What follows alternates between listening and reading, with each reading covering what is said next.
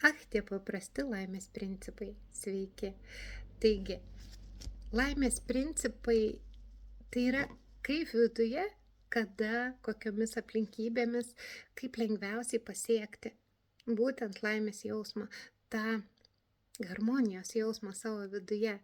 Dar yra vienas toks laimės principas, kada mes norime kažką sukurti, ar ne? Kūryba tai labai, labai, labai svarbi.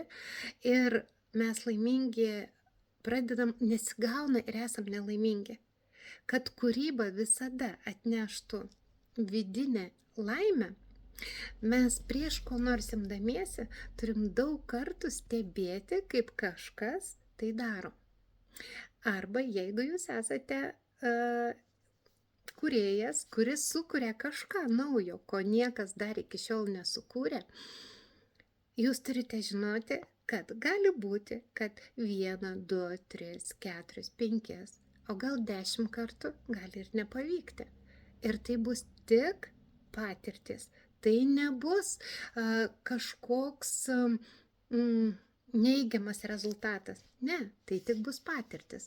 Tad dar vienas iš laimės principų. Stebime būtent tai, ką žadame daryti. Va tiesiog stebime 1, 2, 3, 5 kartus. O tada jau žinome, kad galime veikti, nes jau yra mokslo įrodyta, 35% vien stebint, kažkas, kad ir kaip vyneikala. Ir tu 1 kartą stebi, 2 kartą, 3 kartą, 4 kartą. Jau stebint 35% yra sėkmės, kad tau pavyks. Ir vadinasi, tavo viduje bus laimė, nes tau pavyko įkalti gerai vynį, ar ne? Ir darant kiekvienas veiksmas, kalant vynį, 1 kartą kalant vynį, plus 5%, kad tavo sėkmė bus, ar tu būsi arčiau sėkmės, tai reiškia jau 42 kartą jau bus, dar plus 5 jau bus 45, 3 kartą dar 5, tai jau bus 50. Ir taip kiekvienas tavo bandymas, tai yra kiekviena tavo patirtis, duoda plus 5%. Ir kad tau pavyks kažkada, tai yra 100%. Juk dviračiu irgi ne iš karto pradėjai važiuoti.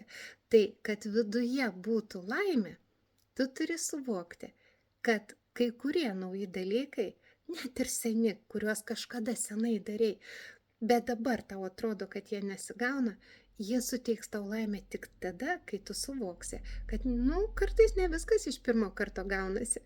Taip, kad atminkim. Bet jeigu norim, kad lengviau būtų, nebijokime pažiūrėti, pasirinkti informacijos, pastebėti, kaip tai yra daroma. Ir tai tavo viduje sukurs ramybę, harmoniją ir laimę. Va tie paprasti laimės principai. Su jumis Eligija ir skaičių magija. Paspauskit patiktuką.